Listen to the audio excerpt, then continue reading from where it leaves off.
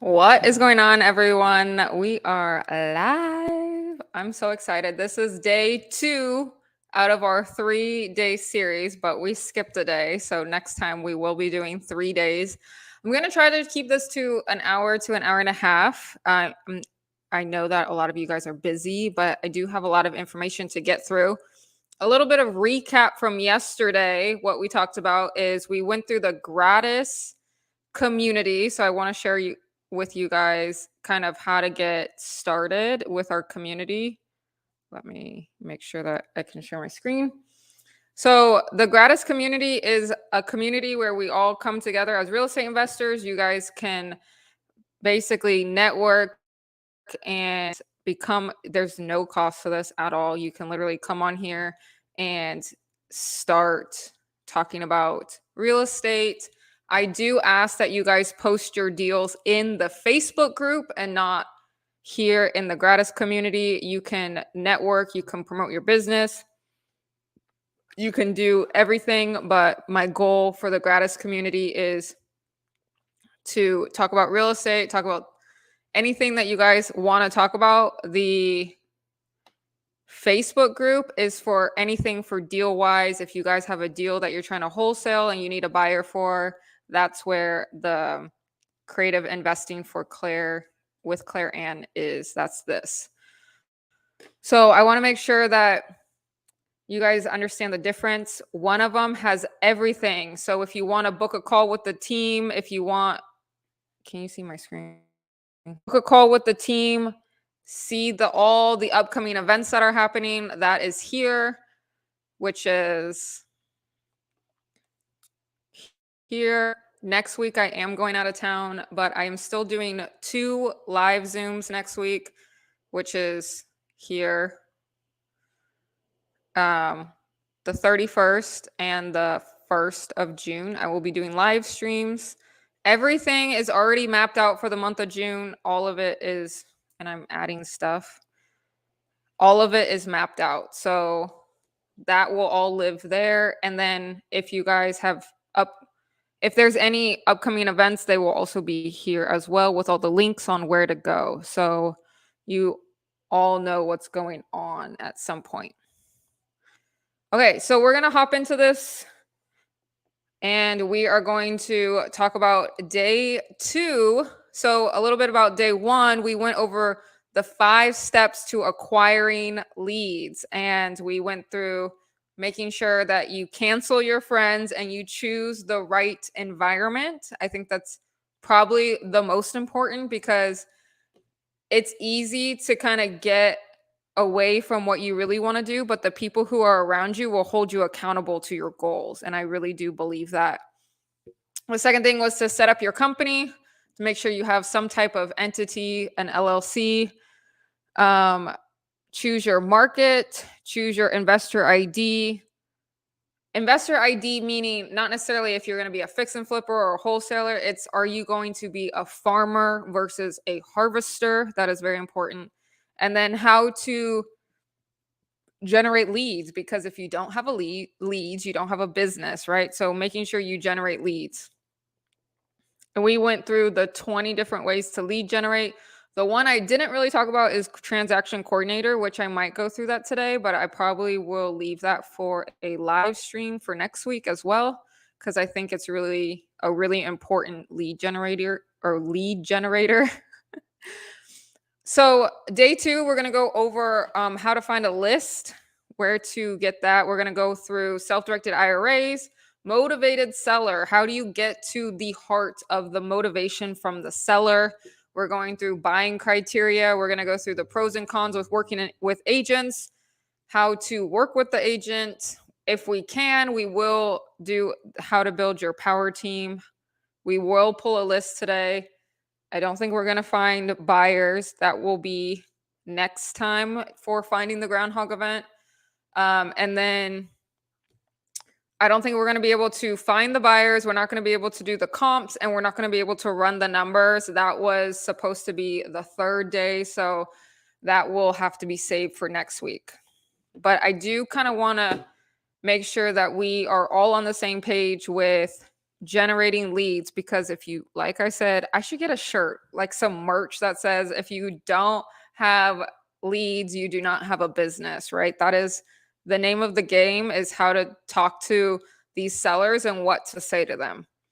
So at the very beginning, when I first started real estate, I had this shiny object syndrome, and a lot of us have it, where you go and you try to do all the different types of strategies. You try to like, not, if you don't have a buy box, which we're going to get into that a little bit, and you don't know really what you're looking for. And a lot of people just say yes, and they go down different rabbit holes, and you don't know if it's really going to work for you. And I will say that I have done that multiple times. It's definitely a thing for me. I have changed it up a lot of times, but I will say this is my buying criteria. This doesn't have to be your buying criteria. My buying criteria for single family right now, because of where the interest rates are, I will only buy a single family house on subject to financing. What does that mean? That is a buy and hold strategy, or I can flip the property, and we're going to get into exit strategies. So if I'm losing you, please bear with me. I will only buy a single family house on subject to financing, meaning I take over the mortgage subject to the existing mortgage. No, that does not mean I am assuming the mortgage, because if I assume the mortgage, now I have to pay. Now someone's going to check my credit, and someone is going to check my credentials, right? So subject to is where you take over the existing financing. My LLC goes on title, and there is a way to do it. And I am building out a whole course on this whole process. So if you don't quite understand it, it's not a big deal. But a lot of people don't understand that you can get into a single family house with no money, no credit. It doesn't have to be your money, and it doesn't have to be your credit. So if I were to do a single family house, it has to be in a good neighborhood. So I typically look outside of Houston. I don't actually want to be inside. I want to be in family neighborhoods like Katy, Cypress, all of those neighborhoods, the family neighborhoods. Those are really my target. So I go subject to financing. I will only buy typically a 3-bedroom, 2-bath. At one point, I was looking at we called on a 1-bedroom, 1-bath. If you were on one of my live streams like 2 weeks ago, and it was very tempting, but I'm like, I can't sell it. Okay. So if I ever had to go sell it for whatever reason, I can't sell a 1-bedroom, 1-bath. Yes, it was a house, and it wasn't an apartment. It wasn't a condo. It was a full-on house where there was a tenant paying $1,300 a month. I just can't get behind that, because that's completely out of everything that I believe in when it comes to real estate. So I didn't really follow up on that lead, if you guys wanted to know, because that, unless I build another room in there somehow, or maybe do 3 bedrooms in there, but it's really out of my realm of buy box. So I typically want a 3-bedroom, 2-bath, 15 to 2,000 square feet, in decent condition. Probably I wouldn't take anything more than 20 years old right now. So if it needs a lot of work, I'm not really going to do that. I'm going to, if it needs like paint, carpet, and just like a quick turn, I would do that in order to get a tenant in there. But I'm not trying to get a huge fixer upper, because right now the interest rates are horrendous. So I'm looking for stuff that is 2-3%. And right now we are in the perfect time to purchase real estate because of the subject to financing. And we will go through that eventually, just not today, because my goal is not to go through exit strategies. My goal is for you guys to generate leads. This is the whole reason why I do finding the Groundhog challenge, is mainly for lead generating, to get your business from zero to lead generating. The other stuff will come, it will follow, but I don't believe that's going to happen until you start generating leads and you get over the fear of calling people. All right. So that's single family. if you've never done real estate, please listen to me loud and clear. Start with single family residential properties. All right. If you have never done a deal, if you are seasoned and understand multifamilies, then multifamily or commercial is for you. But please listen to me loud and clear. If you've never done any type of real estate, you don't have any experience in real estate, single family residential is where you need to be. Residential can be anywhere between 1 to 4 units as well. I have a single family house and I have a 3 unit currently. So I am in the residential game, but always looking to go to the multifamily. Multifamily, that's 5 units and more, right? 5 units to 1,000 units. Typically, right now, the big apartment complexes are like 250, 300. But multifamily, you can get a 5 unit to 10, 20, 25 is a really good range to start for multifamily. Anything below like 25, 30 is really good to start. But this is going to take some capital. It doesn't need to be your capital, or maybe you find some creative finance solutions for all of you where it's seller financing or it's a combination of a couple different types of financing, or you just have the credentials and you can buy the multifamily or raise the money. There's so many different ways, but I would start with single family or the 1 to 4 units if you are brand new. So like yesterday, what I was saying for the criteria for the market, 500 people or more. There needs to be some buzz in where you are purchasing real estate. All right. I believe that I moved to a big city because I wanted to be around the buzz. That is really the honest truth. I miss my family. That's why I do go home. I went home last month and I plan to go home this month and next month and a lot of months. So I work hard to go visit my family. So that's really what this is. Single family residence, 3 bedroom, 2 bath, 1,500, 2,000 square feet. A low interest rate, anywhere between 2, 3, or 4 interest rate, where they purchased in 2019, yes, 2020, 2021, 2022, and then 2023 is when the interest rates rose. So depending on when they got it, I would take a look at that. But typically, we got to wait a little longer. Where do I find my single families? I look at 2 lists only. Number 1 is I look at pre-foreclosure. Number 2 is I look at expired listings. I am a real estate agent, so I can pull expired listings. I was looking at some yesterday that I was thinking about calling. But if I pull an expired listing off of MLS, I do have to skip trace all the names. I have to find the owner's information. And there's a lot of software systems that you can find, and we're going to go through a couple of those today.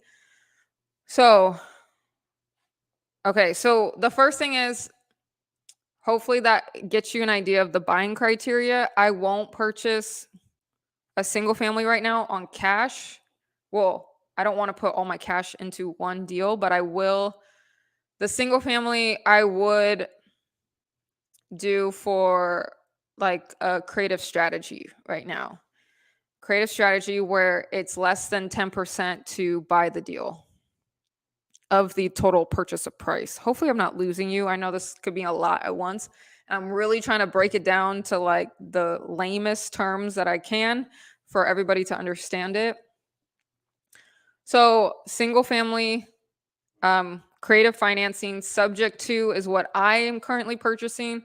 The subject to I wouldn't ever sell it. I would try to hold on to it for the rest of my life.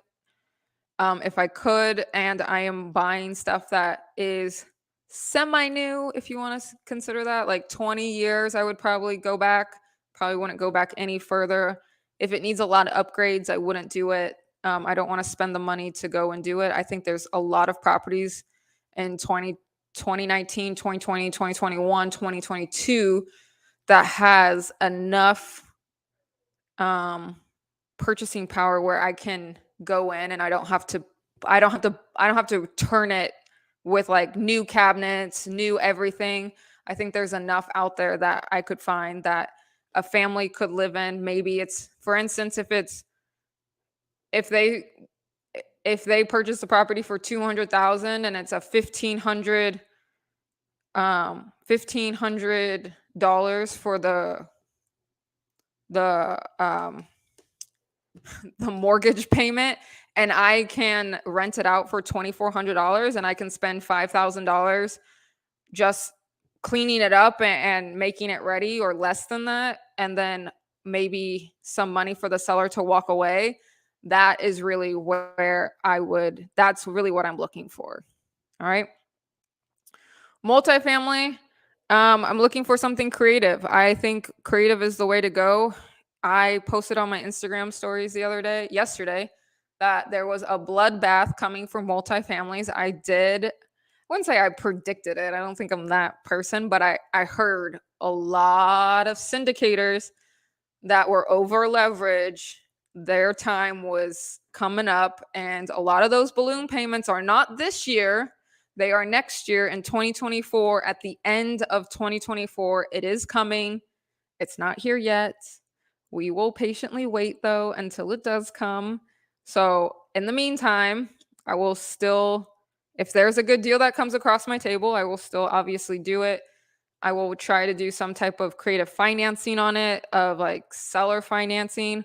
A lot of these sellers that are multifamilies, they are really savvy investors.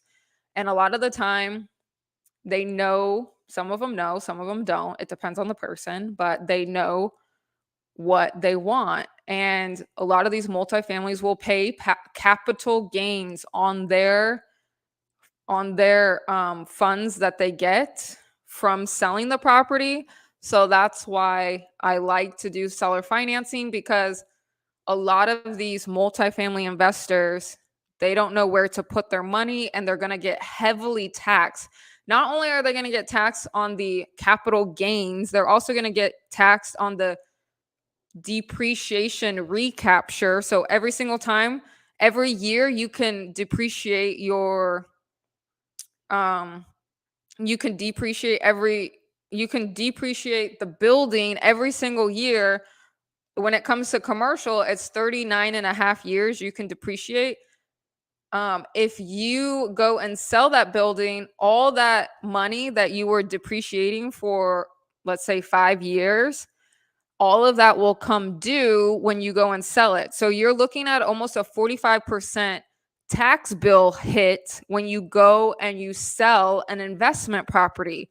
That is an extremely important thing that the investor needs to know. And some of them don't know that. So it's your job as the real estate investor to educate them on making sure that they understand what they're going to get taxed on, because a lot of the time maybe would be open to some creative financing, because when I come in as seller financing, now they're only get taxed on the stuff that they have to owe every single month.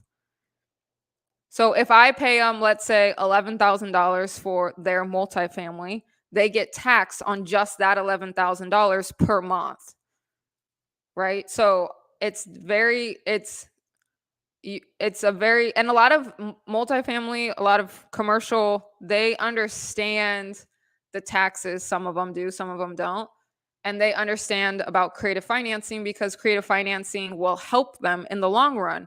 They're almost getting like double dipping, because they got the cash flow for the first 5 years, but then they become the bank and they get the cash flow for the next 10 to 20 years, maybe 30 years, and they can pass it down to their children, but they don't have to deal with the tenants, toilets, termites. Those are the 3 T's, right? That's what they always talk about. Because guess who gets that phone call right now? I do. I just got a phone call yesterday about the drain was not going down because there was hair in it, because females shed a lot. I'm sure it was a female. So Yeah, so I get those phone calls for property management now, and I have to deal with them. I have to deal with the headache, right? So, how do you take yourself out of that is to buy more property and just keep getting cash flow. All right. So, that is my two buying criterias: single family, multifamily. If you have not done a deal, I always suggest starting with single family because it's less overhead up front and you kind of can get your feet wet. And if something happens, you can kind of maneuver. Once you hit multifamily and there's one thing that pops up, typically it's a $10,000 bill, and maybe some of the people, maybe a lot of the investors, they can't afford that. So if you get hit with a tax bill or you get hit with any type of bill, it knocks you sideways. So making sure that you understand what's going on. All right. Only from experience. There's sometimes the stuff that you don't plan, it happens and you don't account for it. So with a single family, you can kind of account for it a little bit more. It's not going to be as big of a hit, but there's always something that happens. Let me tell you guys. I've never in the 7 years that I've been doing this business, I have never had one deal go completely the way it was supposed to. Never, not one time. It never happens. All right. So if you've had a deal that has gone completely 100% perfect, please leave it down in the comments because I'm very interested.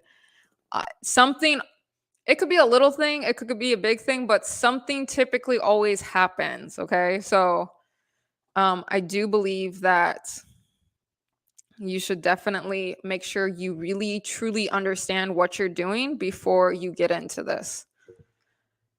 So, buying criteria. That's my buying criteria. We're kind of going out of order a little bit. We went through the lead generation yesterday. So, if you didn't see that, I went through all the different types of leads you can do. I went through all the steps.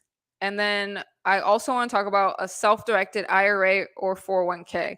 Now, I know that you can definitely roll over your IRA. Some 401ks, if you have a current 401k that is with your current employer, sometimes you can't roll it over, but if you have an IRA, typically you can. Hold on, I just got a really big booking. I usually, if it's like a small $250 booking, I don't. I just got a booking for a month.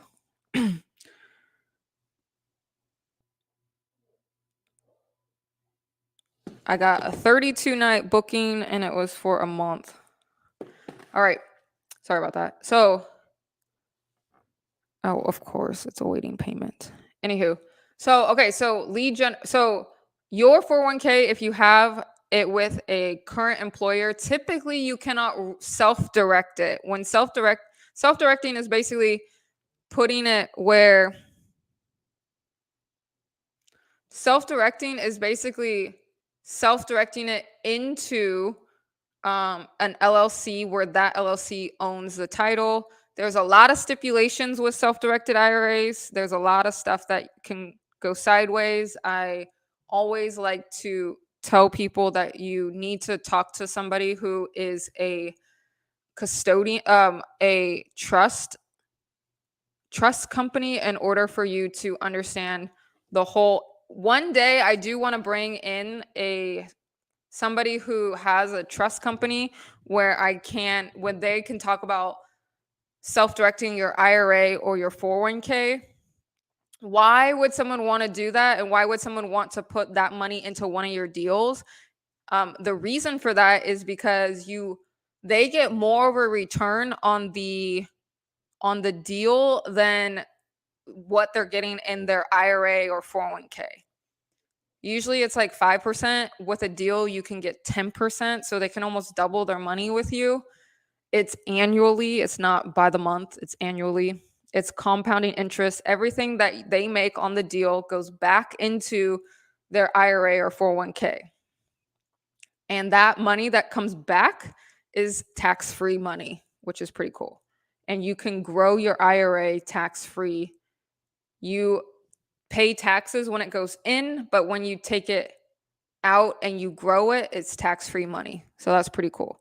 There is a really good book on it, on self-directed IRAs. His name is Matt Sorensen, self-directed IRA.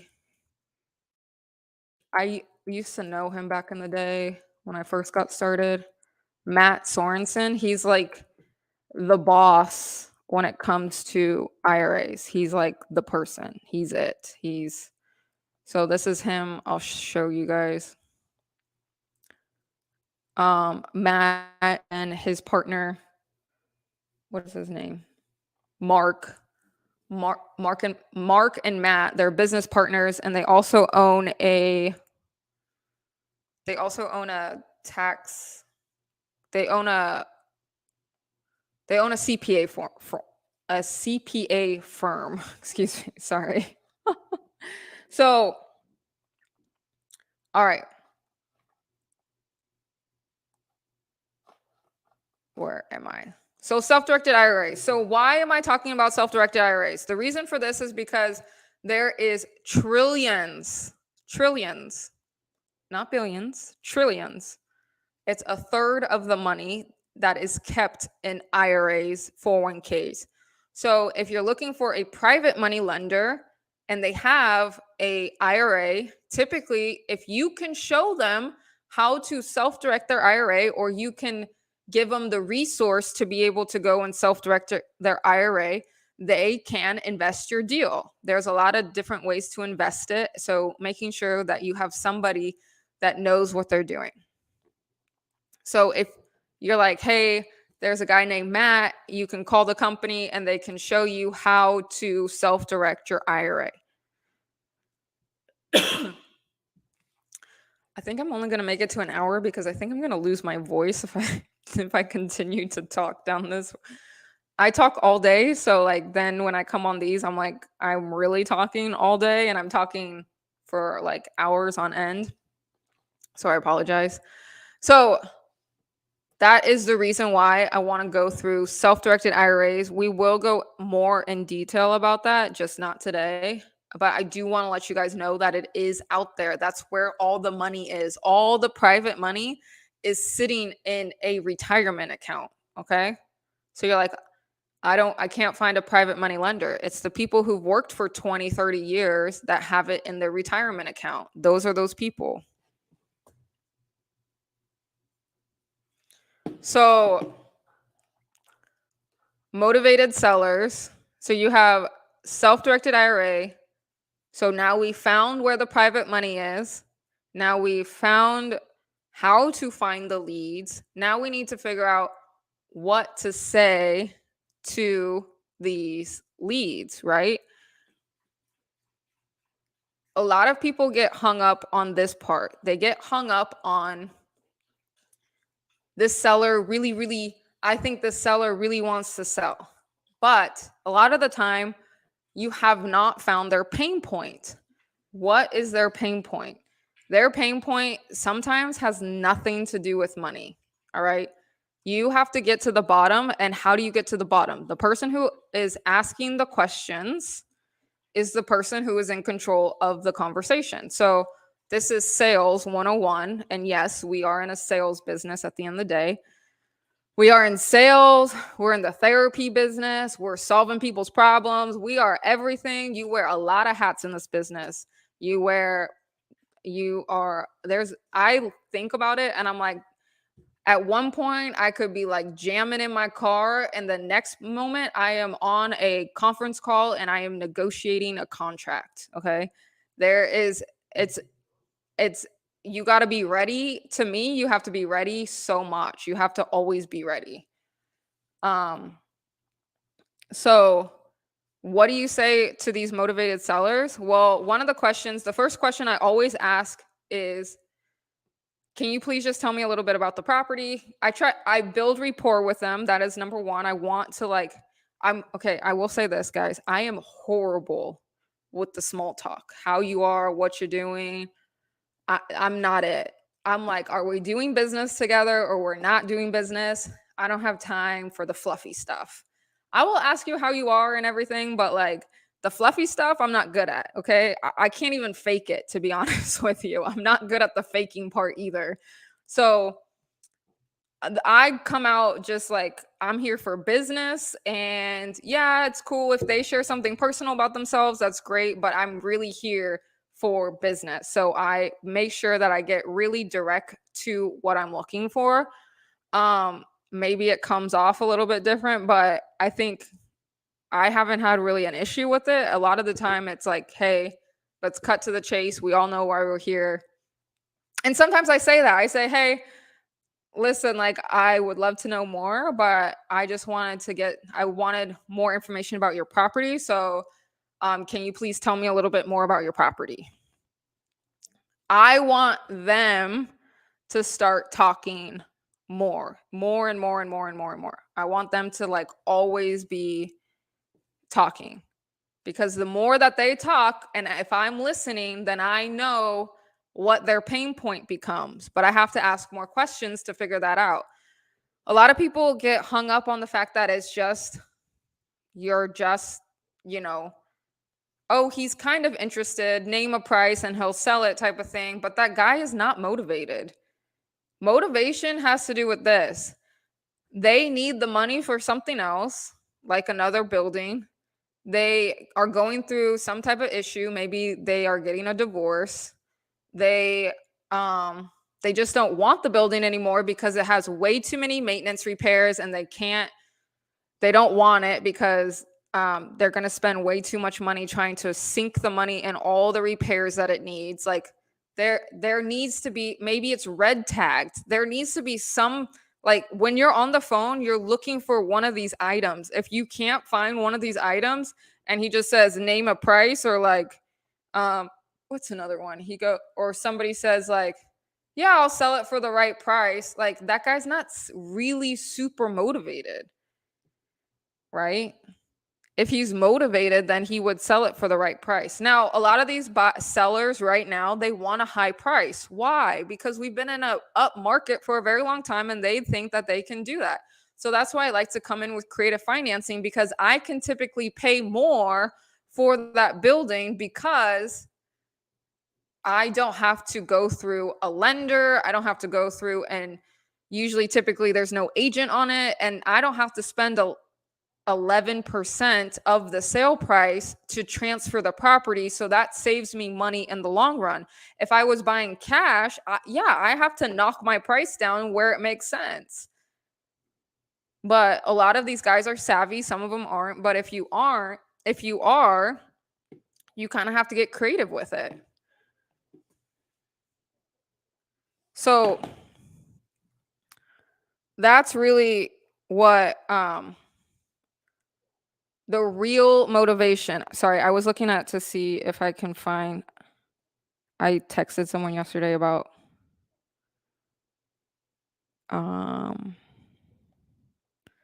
so first question is, can you tell me a little bit about the property? The second one I like to ask is, when was it last updated? This, I say it like that, when was it last updated, because I don't want to insult the person, okay?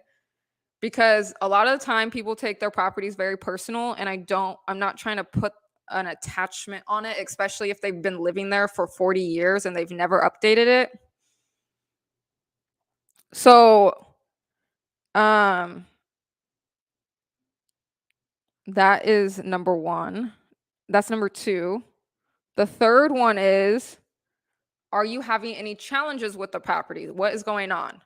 What's going on? Like, can you tell me if you're like, can you please be honest with me? Like, I will do my own due diligence. I will do my own, what's it called? A home inspection. I will do all that stuff. But I just want you to let me know up front. So if we go to title and there's 20 liens on the property, or if you have a IRS lien, like I just need to know. Please tell me, so I don't have to go digging for any of this. We can just be open and honest, and I can make my decision. Sometimes I will take properties with liens if it makes sense. You know, here's what a lot of people don't know, and I learned this the hard way. What I found out when I purchased a property and I paid someone's personal tax lien off of their property, did you know that if I just let it ride until 7 to 10 years, that IRS personal tax lien will fall off the property. A lot of people don't know that. I didn't know it. So, for instance, there's a guy that I know purchased a single family house. And when they bought the property, I think it was a single family, it might have been a multifamily, I'm not really sure. When they bought the property, they did a soft title pull. I don't know what you got, if you guys know what that means. A soft title pull is like you do like there's not as many, it's like a soft pull of your credit. They just checking the number, right? But when you do a hard pull for your title, then you find everything. All right. So they did a soft pull of the title. Because they did the soft pull of the title, they didn't find that there was a $7 million tax lien. Personal tax lien. And guess what? They still bought it. Why? Because it will fall off in 7 years. So as long as you don't sell the property for 7 to 10 years, you're fine. He was just going to have it cash flow and it will fall off. And then when they figure out that he doesn't own the property anymore, then it doesn't matter. So what I'm trying to tell you guys is this. Finding a deal and having liens and everything against the property, sometimes it's okay. Sometimes it's not. You just have to know what your comfort level is. $7 million tax lien, if you know it's just going to fall off, as long as you don't sell the property, you're fine. And it wasn't just this property. When you have a $7 million tax liability, typically they go after everything. They put liens on every single thing. So it probably wasn't just this property that he had a lien on. All right. So you need to really find that motivation of why the seller is selling. That is the whole reason why I put this whole thing together, was for you guys to know that there needs to be motivation behind that sale of the property. We're always looking for motivated sellers.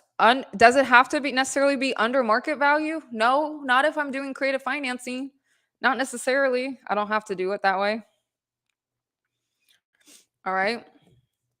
So that is, we went through lead generation. We are just banging this out. You guys can leave comments. If you guys have any questions, please leave them in the comments and I can definitely answer them. So lead generation, motivated seller, private money. A lot of you guys are like, I don't know what to do with this private money. I just want to, I don't know how to talk to private money lenders. We will, not on this call, we will go through that eventually. How to get someone to invest into one of your deals. It's very simple, but there's a lot of different ways to go about it. And there's a lot of different paperwork. There's a lot to it than just, hey, give me your money. Give me your $50,000. There's a lot to it. They need to go on a position on the property. They need to go on a first position or a second position. There's a lot to private money. And I will do a whole course on private money. I will do a whole course on subject to. I will do a whole course on seller financing. Like, this is just really scratching the surface today. This is not even going into like strictly details. I really didn't want to go through exit strategies. I only want to focus on the lead generation of everything. All right. Okay, so I'm not going to keep you guys on this call for that long today because I feel like I'm losing my voice, number one. And number two is I had a really weird morning this morning and I did not get anything done.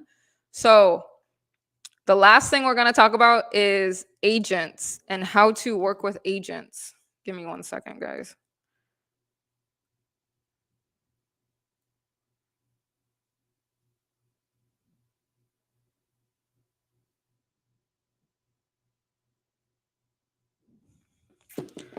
Okay.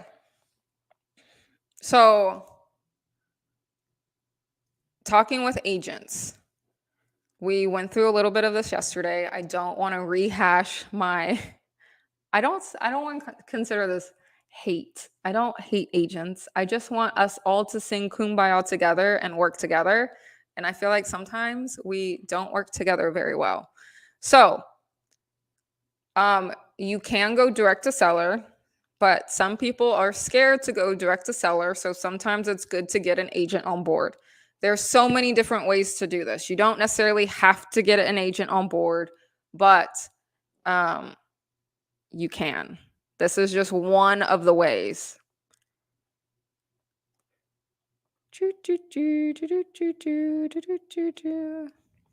So, pros and cons of working with agents. Number one is, for me, I like working with agents because if if they get me one deal, maybe they have two deals, maybe they have three deals, and we build a relationship. And if you have 20 agents bringing you deals, that's a really great one. But I like working with unicorn agents only. I am currently going after the days on market if it's on market for more than 180 days. And then I'm also doing expired listings. A lot of them say investor specials, TLC, bring your contractors. Those obviously are the ones we're looking for. Not necessarily investor special. I don't want like a huge fixer upper, especially if it's single family. If it's multifamily, it's a little bit of a different story. The one thing I will say that you need to understand with agents is that they want you to sign a buyer's representation form. I don't. What I would do is I will sign a representation form just for one particular address that they want to send me. So if it's off market and they're like, hey, I don't know if I trust you, we haven't done any business together, can you please sign this one form that says, hey, that if something happens, something pops off and we go into contract, that you would pay me that. Well, I don't pay it, the seller pays it, but you will use me as the agent. So I will sign a form that says for that specific address only. That's it. Nothing else. I won't sign it exclusively like I only work with one agent. I won't do that. Absolutely not. An NDA, a lot of multifamily big investors, they will have you sign an NDA because a lot of the stuff is not on market and you can't talk about it. I have signed NDAs in the past. I felt like I'm a big shot when you sign an NDA. Like you're like, ooh, I get to sign an NDA. But yeah, so you have to be really careful. And a lot of this business is relationship business, and you don't want to ruin a relationship because the moment you ruin a relationship, it trickles. We all talk. All right, we all talk.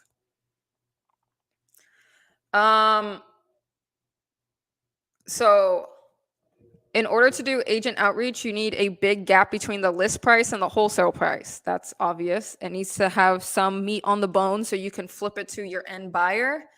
You need to get the agent on your side. It's like every other agent, it seems like one typically that wants to work with investors, some of them don't. And then you lock up the deal. So making sure that the seller still needs to be motivated. It's still all the same. There's pros and cons with working with agents. But I still believe that working with agents is still a good strategy. This is how I look at it. You have your direct to seller, you have your agents, and then I will have students that are bringing me deals because they want to get started in real estate investing. So there's 3 different avenues where you can find deals. And the moment that you build that pipeline will forever pay you, right? I'm working on the pipeline. It's definitely still in effect, but I'm looking for deals if they come, but I'm not like full blown into deals. If it comes, I will handle it as it comes. But I'm also trying to build out the back end of this community as well. So there's a lot going on, and I have a lot of travel coming up. So there's a lot. So, I have somebody texting me like crazy. That is what's happening. Okay. I wanted to show you guys how to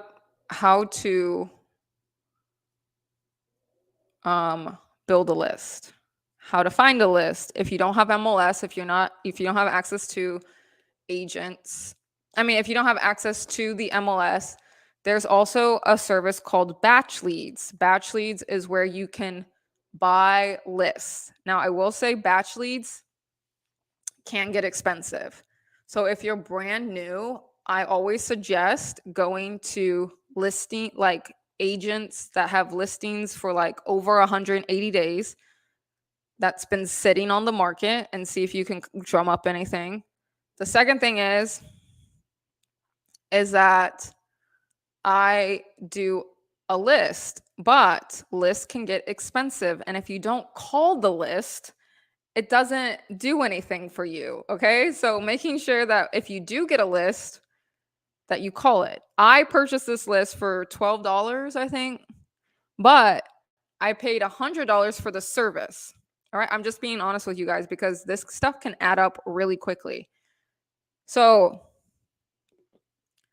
I don't remember. I really honestly, this is really bad of me, but I don't remember exactly what this list particularly is. I don't remember. But it is in Houston. It's either like low equity or a tired landlord or something like that. I'm not really sure. I pulled it a while ago and I did not call from it because when I have to take this list and now I have to skip trace all these people. It doesn't come with phone numbers.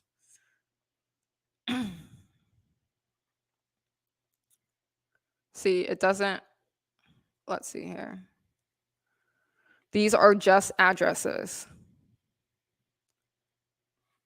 All right. So there's no phone numbers attached to them. So now I have to take this list and I have to skip trace it. Batch Leads does do skip tracing.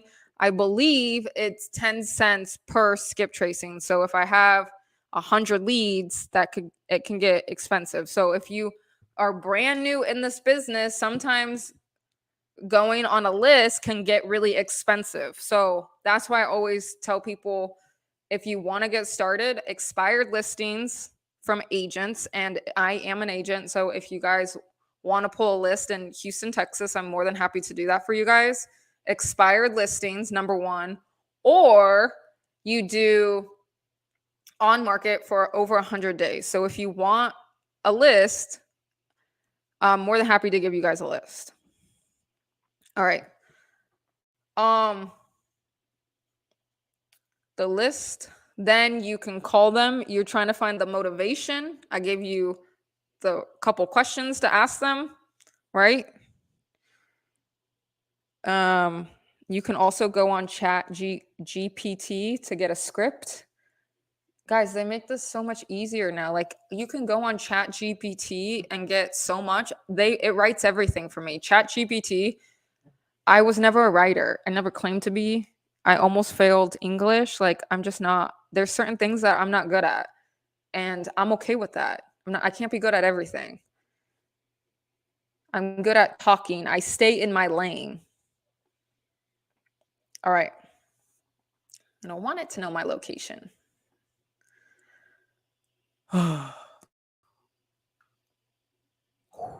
Okay, so I want to do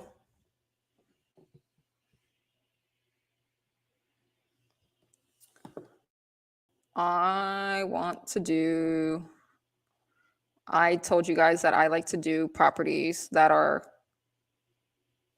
over 100 in a city with 500 people or more. My location is Houston. I mean, that's really the bottom line, is Houston is really my sole focus. Now, in Houston, if you know Houston, you know that there's something called the inner loop. So in the inner loop is where all of the good real estate is. But I will say that I do like Cinco Ranch, Katy, Jersey, Cypress, Humble, for all you Texas people. Humble, it's not humble, it's humble. Who made that up, by the way? Humble. My dad, when you hear him say humble, it just drives him nuts.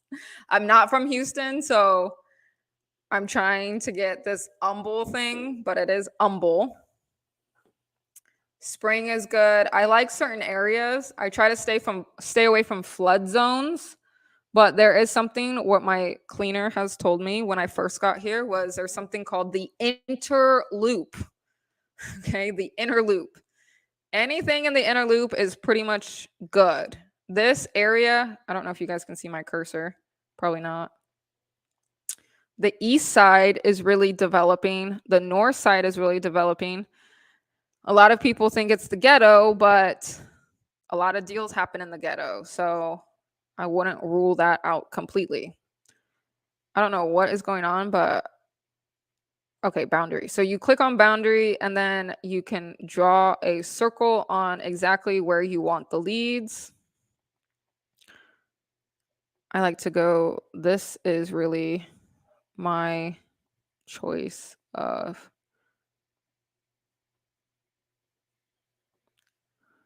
this is really where I want to be. So in this boundary, I can create this boundary and it will pull certain items. So I can filter this.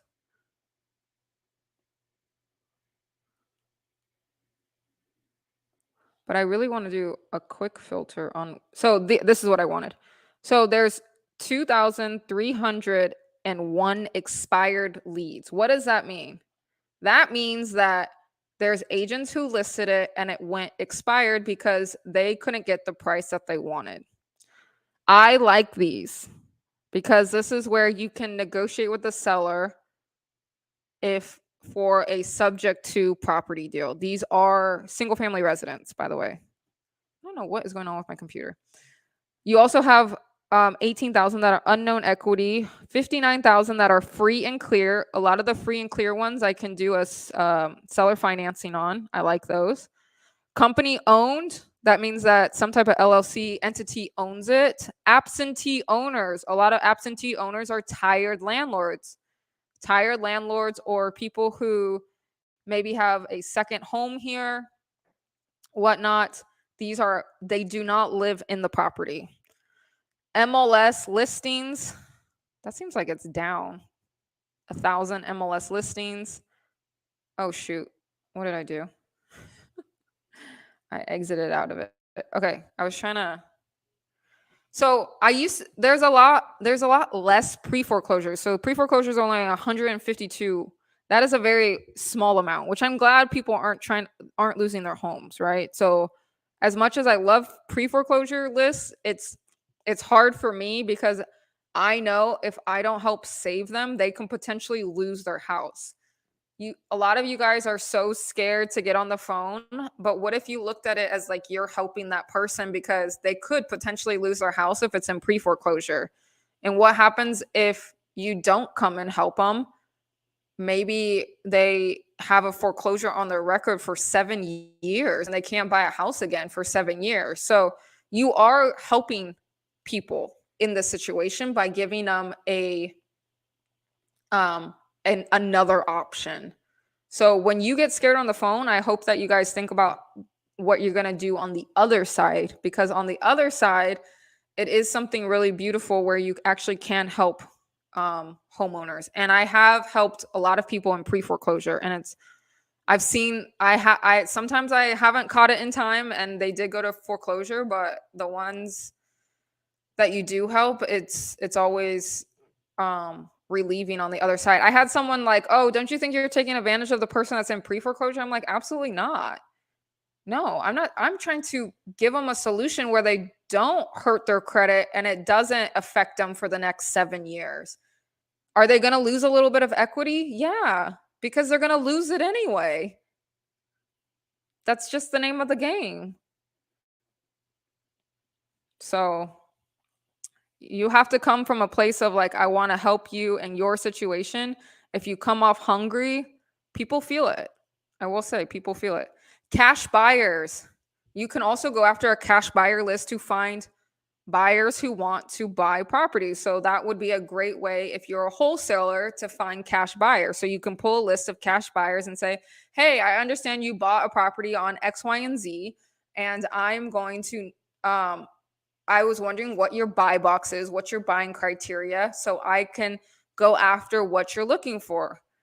And that way they're like, oh, I'm not looking for anything right now. Or, yeah, I'm looking for X, Y, and Z, and I would purchase it. And this is how I would purchase it. So that's a great way to find cash buyer, is a great way to find buyers if you're doing wholesaling where you're trying to flip it to another buyer.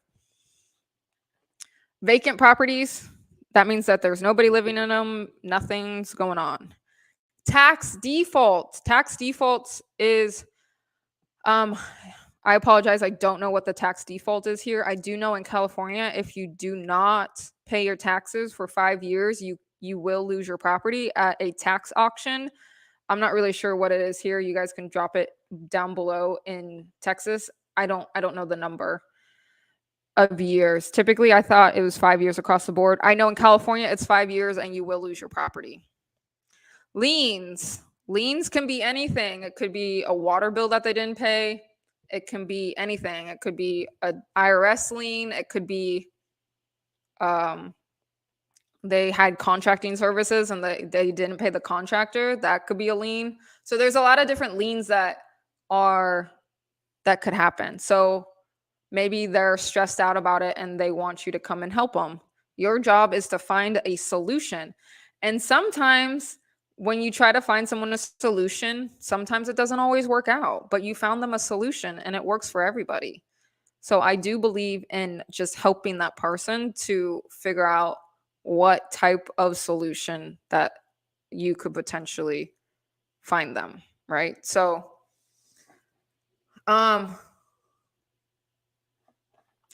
we pulled a list. You pulled a list, you can skip trace the names. I like batch lead. There's also a service called PropStream. They do list and they do skip tracing. I think it's like 5 to 10 cents per lead. It just depends. I like batch leads. All right. My internet got slow. I don't know what is going on. All right, so we pulled a list. And we are at the top of the hour. So this is the end of the Groundhog. We talked about a lot of things. We talked about lead generation. We talked about private money. We talked about motivated sellers. We talked about buying criteria. We talked about agents. We talked about how to join Gratis, the community. It's completely free. You guys can come in here and start discussions. And obviously, it needs to be about real estate. There's also the Gratis Facebook group where you can post your deals. My live streaming is also in here. That's where you'll get all the event updates. You'll get all the event updates on Gratis, the community as well. So if you guys want to do that, I will be live streaming on Wednesday next week, May 31st. I will be live streaming. I will be in a whole different setup. I'm going to be in California, but I'm still going to be live streaming on Wednesday and Thursday for an hour. I will be calling leads next week live on the phone. So make sure you guys tune in and bring a friend. Let's come hang out for an hour. And that way you guys completely understand the whole process, because if you don't have leads in this business, we do not have money coming in. So I hope you guys have a great rest of your week. I know that it is a 3-day weekend and I'm sure a lot of people are going to take off. And school is pretty much out and summertime's happening. So I hope you guys have a great day and we will talk to you soon. Bye.